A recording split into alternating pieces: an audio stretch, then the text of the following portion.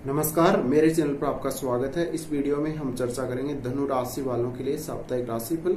ये राशिफल आपका 22 जुलाई से लेकर 31 जुलाई तक रहेगा। तो वीडियो में आगे बढ़ने से पहले आपको एक सूचना देते हैं। अब आपको साप्ताहिक राशिफल के जो वीडियो हैं उनकी लेंथ थोड़ी बड़ी मिलेगी। ये सब आपकी ही रिक्वेस्ट पर किया गया है और आपको प्रत्येक वीक का जो वीडियो होगा, हर वीक का जो वीडियो, उसमें अंत में आपको उस पर्टिकुलर वीक में जिसका वो वीडियो है उसके विशेष कोई व्रत है या कोई त्योहार है उससे संबंधित आपको एक सटीक जानकारी दी जाएगी, कुछ रेमेडीज आपको बताई जाएंगी। तो आप वीडियो को अंत तक देखना ना भूलें और साथ ही आपने अभी तक हमारे चैनल को सब्सक्राइब नहीं किया तो सब्सक्राइब जरूर करें।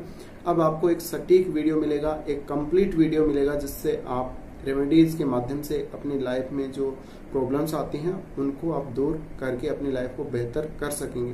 तो वीडियो में आगे बढ़ते हैं और बात करते हैं धनु राशि के लिए साप्ताहिक राशिफल के बारे में।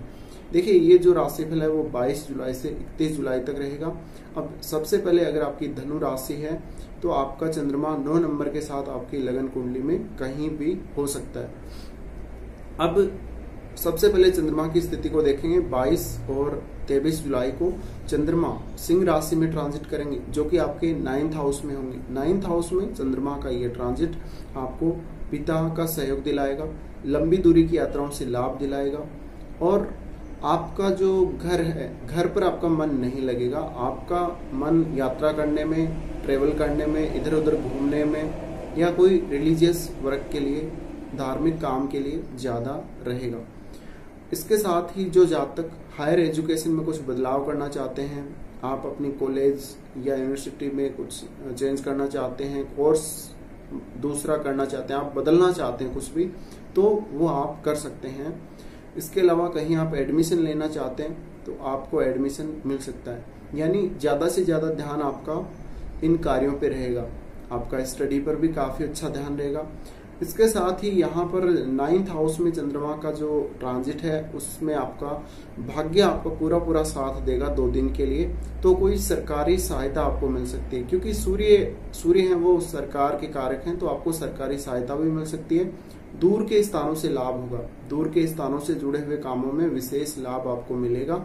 तो इस तरह से आप इस ट्रांजिट को देख सकते हैं। इसके बाद चंद्रमा यहाँ से दृष्टि डालेंगे आपके तीसरे भाव पर। तीसरे भाव पर जब चंद्रमा दृष्टि डालें तो छोटे भाई बहनों के साथ और पड़ोसियों के साथ रिलेशन काफी अच्छे होंगे।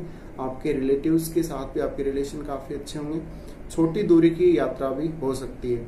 साथ ही आप अपने आप को बेहतर बनाने के बारे में सोचेंगे और यहाँ पर जो चंद्रमा की स्थिति है, चंद्रमा की जो दृष्टि रहेगी 3rd हाउस पे, वो अगर आप कम्युनिकेशन के फील्ड से जुड़े हैं तो आपको बहुत अच्छा लाभ ये देगी।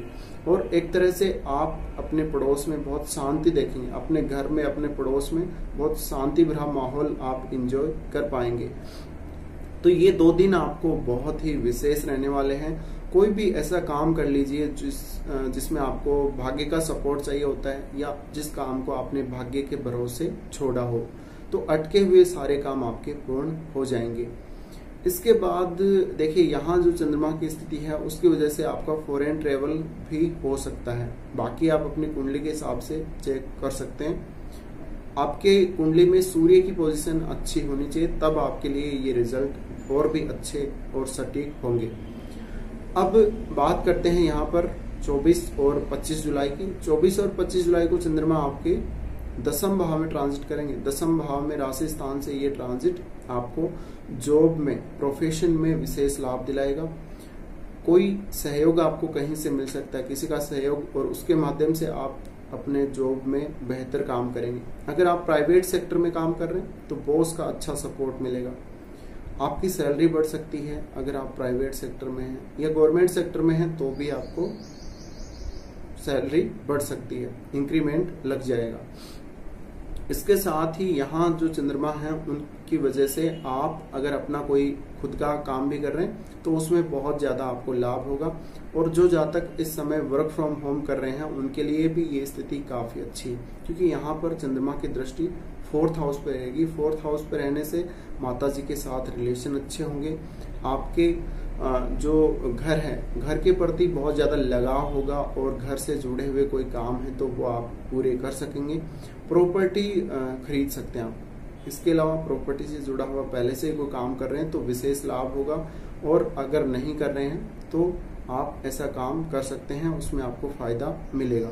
तो कुल मिलाकर ये ट्रांजिट आपके लिए बहुत ही खास रहने वाला है, और घर का जो माहौल है वो आपको एक सुकून देगा, एक शांति देगा। अगर घर में अभी तक किसी प्रकार की दिक्कत चल रही थी तो वो अब दूर होगी। उसके बाद 26, 27 और 28 जुलाई को चंद्रमा आपके लाभ भाव में तुला राशि में ट्रांजिट करेंगे। तो ये चंद्रमा का तुला राशि में जो ट्रांजिट रहेगा ये आपके लिए बहुत अच्छा रहेगा। धन संबंधी मामलों को लेकर कोई भी काम अगर आपका अटक रहा है तो वो पूरा हो जाएगा। साथ ही कुछ अच्छे दोस्त आपके बनेंगे जो आपको वित्तीय सहायता देंगे, फाइनेंशियल सपोर्ट देंगे। इसके अलावा सरकारी पदों पर जो लोग हैं, उच्च सरकारी पदों पर, उनसे आपको सपोर्ट मिलेगा, उनसे आपको लाभ होगा। साथ ही बड़े भाई के साथ आपके संबंध अच्छे होंगे, और धनागमन के जो चांसेस हैं वो आपके लिए बढ़ेंगे। धन के जो स्रोत हैं वो आपके लिए बढ़ सकते हैं। साथ ही यहाँ पर चंद्रमा के होने से आपके लिए जो माहौल रहेगा, एक तरह से बच्चों के साथ का जो रिलेशनशिप है, या यूँ कह लीजिए कि आपका जो एक सर्किल है, आपका जो नेटवर्क सर्किल है, उससे आपको लाभ मिलेगा। उनके साथ आपका जो तारतम्य है वो बहुत अच्छा रहेगा। तो एक तरह से ये जो चंद्रमा का ट्रांजिट है लाभ भाव में, वो आपको विशेष लाभ देने वाला है। यहाँ पर आप अपने जो सर्किल के लोग हैं, आप अगर एक बहुत अच्छे फेमस व्यक्ति हैं तो आपका नेटवर्क सर्कल काफ़ी बड़ा हो सकता है, और आप अपने नेटवर्क सर्कल से ज़्यादा फायदा ले सकते हैं। अगर आप कोई चीज़ सेल करना चाहते हैं अपने नेटवर्क वाले लोगों को, तो वो आप सेल कर सकेंगे और उससे आप फायदा ले सकेंगे, मुनाफा कमा सकेंगे। इसके साथ ही यहाँ से चंद्रमा देखेंगे आपके पंचम भाव को। यहाँ पर चंद्रमा की दृष्टि होने से आपको संतान के संबंध में अच्छे समाचार मिलेंगे, संतान से आपका लगाव बढ़ेगा। फाइनेंशियल कोई काम कर रहे हैं जैसे शेयर मार्केट वगैरह, तो उससे आपको लाभ होगा। साथ ही पंचम भाव पे चंद्रमा की दृष्टि होने से आपकी क्रिएटिविटी बढ़ेगी, क्रिएटिव स्किल्स में आपके इजाफा होगा। तो आपकी जो क्रिएटिविटी है वो लोगों के सामने आएगी, और लोग आपकी क्रिएटिविटी को बहुत ज़्यादा इम्पोर्टेंस देंगे। तो एक तरह से ये बहुत अच्छा कहा जा सकता है। इसके अलावा चंद्रमा पंचम को जब देखेगा तो प्रेम संबंधों के लिए स्थिति बहुत ही खास आपके लिए रहने वाली। तो कुल मिलाकर ये चंद्रमा का लाभ भाव का ट्रांजिट आपको विशेष लाभ देगा, और यहाँ पर आपको अपने जो एक तरह से जो महिला मित्र हैं, विशेषकर महिला या जो गर्ल्स हैं, उनसे आपको ज़्यादा लाभ होने की उम्मीद की जा सकती है। इसके बाद जो ट्रांजिट रहेगा 29 और 30 जुलाई को, उसमें चंद्रमा आपके 12वें भाव में गोचर करेंगे वृश्चिक राशि में। तो वृश्चिक राशि में जैसा कि आपको पता है चंद्रमा नीच के हो जाते हैं, तो यहाँ पर सरकारी कार्यों में आपको थोड़ा सा नुकसान हो सकता है। इसके साथ ही यहाँ पर चंद्रमा का ट्रांजिट होने से अनिद्रा की समस्या, मानसिक तनाव और किसी भी प्रकार की बीमारी आपको हो सकती है। यहाँ पर चंद्रमा के ट्रांजिट से आपके कुछ फैसले गलत चले जाएंगे। जो पिछले कुछ दिनों में आपने लाभ अर्जित किया है, धन अर्जित किया है, उसका नुकसान होगा। आपकी जो अर्निंग है, आपका जो पैसा है, वो आपके स्वास्थ्य पर आप खर्च कर सकेंगे। तो इस तरह से आपका पैसा वो चला जाएगा खर्च में। इसके साथ ही चंद्रमा के यहाँ होने से आप कोई मंत्र सिद्धि प्राप्त करना चाहते हैं तो उसके लिए ट्राई कर सकते हैं।